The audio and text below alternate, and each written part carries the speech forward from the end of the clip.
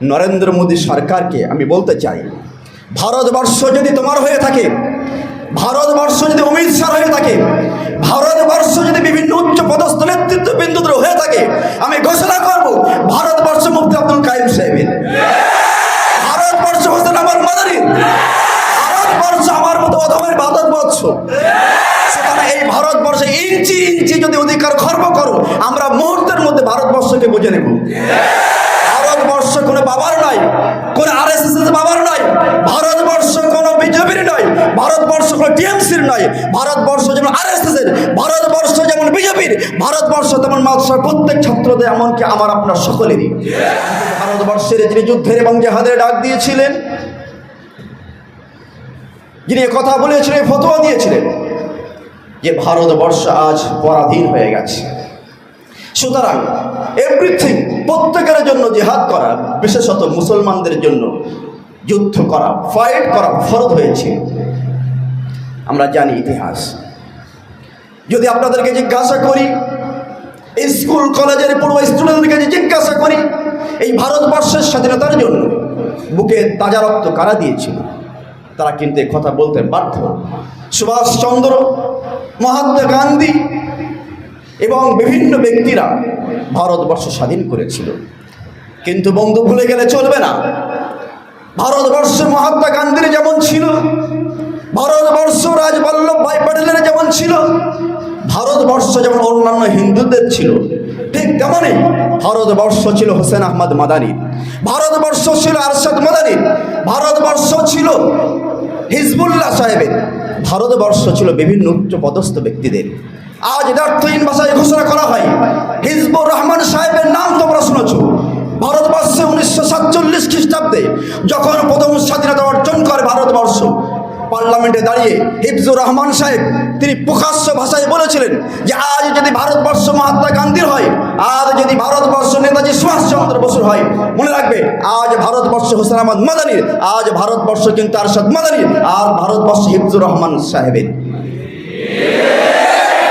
সুতরাং নরেন্দ্র মোদী সরকারকে আমি বলতে চাই, ভারতবর্ষ যদি তোমার হয়ে থাকে, ভারতবর্ষ যদি অমিত শাহ হয়ে থাকে, ভারতবর্ষ যদি বিভিন্ন উচ্চ পদস্থ নেতৃত্ববৃন্দদের হয়ে থাকে, আমি ঘোষণা করব ভারতবর্ষ মুফতি আব্দুল কাইয়ুম সাহেবের, ভারতবর্ষ হোসেন আহমদ মাদানির, ভারতবর্ষ আমার মতো অধমের ভারতবর্ষ।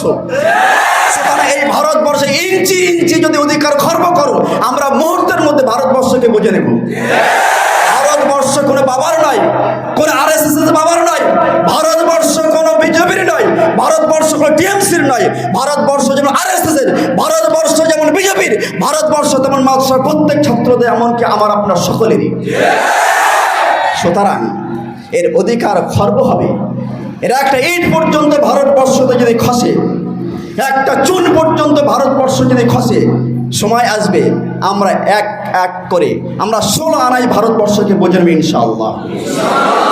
আমাদেরকে হুমকি দেন, তাই নয়? বলে ভারতবর্ষ তোমার নয়, মুসলমানদের ভারতবর্ষ নয়।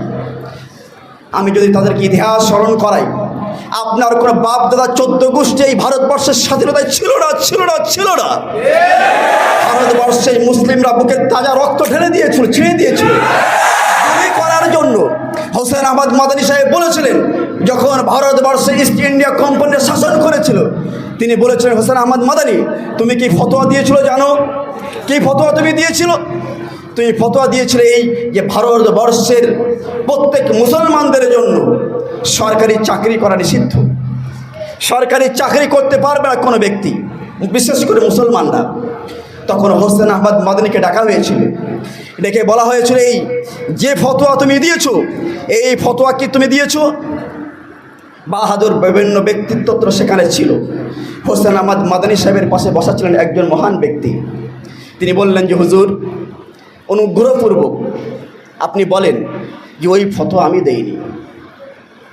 হোসেন আহমদ মাদানি সাহেব সেদিনকে বলেছিলেন, আজ যদি আমি এই বাহাদুরদের সামনে স্বীকার করি যে এই ফতোয়া আমি দেইনি, হোসেন আহমদ মাদানি কখনো মাথা নিচু করতে পারে না।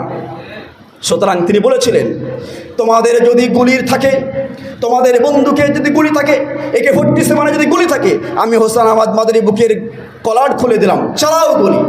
সুতরাং সেদিনকে এই আবু সাঈদের মতো হোসেন আহমদ মাদানী গলার বুকে খুলে দিলেন, জামা খুলে দিয়েছিলেন, বলেছিলেন যে তোমাদের ক্ষমতা থাকে আমার উপরে গুলি করো। একটা বন্দুকের গুলির নল চালানোর সাহস হয়নি। হোসেন আহমদ মাদানী বলেছিলেন, আমি তো দূরের কথা, যদি আমাকে কবরস্থ করা হয়, আমাকে যদি পুড়িয়ে ছাই করা হয় এবং সেই ছায়ের থেকে যদি কোনো আওয়াজ আসে, তাহলে আওয়াজ আসবে এই যে ভারতবর্ষের মুসলমানদের জন্য জিহাদ করা ফরজ। সুতরাং বিভিন্ন অকথ্য অত্যাচার তোমরা আমাদের উপরে চালাচ্ছ। মুসলিম জাতিকে স্টিম রোলার তোমরা চালালে, যেমনভাবে বাংলাদেশকে তোমরা ছাড়খাড় করেছো। বাংলাদেশ যদি আয়না ঘর থাকে, তাহলে মনে করতে হবে ভারতবর্ষ কিন্তু মুসলমানদের জন্য এরকম আয়না ঘর তৈরি করেছে এই মোদী সরকার।